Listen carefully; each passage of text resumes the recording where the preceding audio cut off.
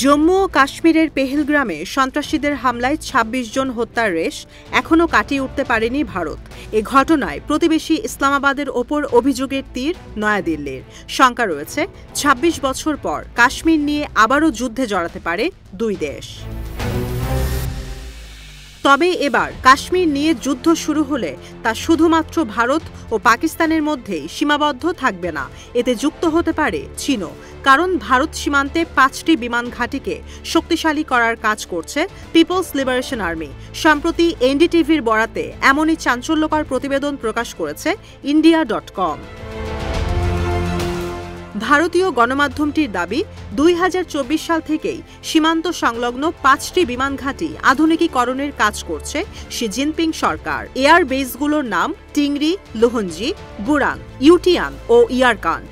ঘাঁটিগুলোয় যুক্ত করা হয়েছে নতুন apron space, engine test pad ও সাপোর্ট স্ট্রাকচার। এমন পরিস্থিতিতে অরুণাচল প্রদেশ ও লাদাখে জারি করা হয়েছে হাই অ্যালার্ট।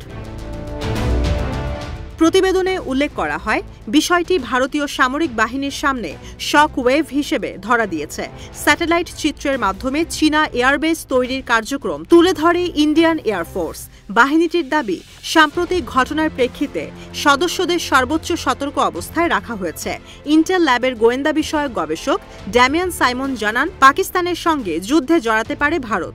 এমন শঙ্কা থেকেই লাইন অব অ্যাকচুয়াল কন্ট্রোলে নিজেদের অবস্থান শক্তিশালী করছে চীন। এটি শি জিনপিংয়ের বৃহৎ ভূ-রাজনৈতিক কৌশলের অংশ। ডিফেন্স.in-এর প্রতিবেদন বলছে, সাম্প্রতিক সময় ভারতকে ঘিরে নিজেদের গোয়েন্দা এয়ারক্রাফটের ব্যবহার বাড়িয়েছে চীন। সিকিম থেকে এমন ঘটনার অসংখ্য তথ্য মিলেছে। গোয়েন্দা নজরদারি চালানোর ক্ষেত্রে হাই অল্টিটিউড লং এন্ডিউরেন্স হেল ড্রোন ব্যবহার করছে বেইজিং। অত্যাধুনিক এই ড্রোনটি ৫০,০০০ ফুট উচ্চতায় দীর্ঘ সময় ভেসে থাকতে পারে, যা হিমালয় সীমান্তে বাড়িয়ে তুলছে ভারতের নিরাপত্তা ঝুঁকি। গেল ৬ ফেব্রুয়ারি ভারত অধিকৃত কাশ্মীর ভূখণ্ড দখলের হুমকি দেন জেনারেল আসিম মুনির। পাক সেনা প্রধান জানান, কাশ্মীর নিয়ে ৩টি যুদ্ধ করেছি, প্রয়োজনে আরও 10টি যুদ্ধ করা হবে। নয়াদিল্লির সামরিক শক্তিকে ইসলামাবাদ ভয় পায় না বলেও মন্তব্য করেন তিনি।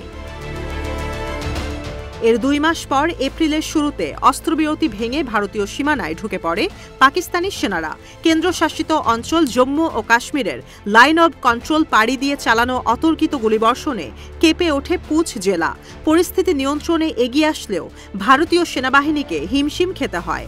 যদিও নিজেদের সফলতার দাবি করে নয়াদিল্লি। সে সময় এক বিবৃতিতে সেনাবাহিনী জানায়, সীমানা পাড়ি দিয়ে ভারতে প্রবেশ করা পাক সেনাদের নিজ দেশে ফিরে যেতে বাধ্য করা হয়েছে। পেহেলগামে ২৬ পর্যটক হত্যার ঘটনায় যুক্তরাষ্ট্র ও রাশিয়ার পাশাপাশি নিন্দা প্রকাশ করেছে চীন। তবে বিশ্লেষকদের ধারণা, সীমান্তে এয়ার বেস শক্তিশালী করার মাধ্যমে ভারতের বিরুদ্ধে যুদ্ধে জড়ানোর সতর্কবার্তা দিল শি জিনপিং প্রশাসন।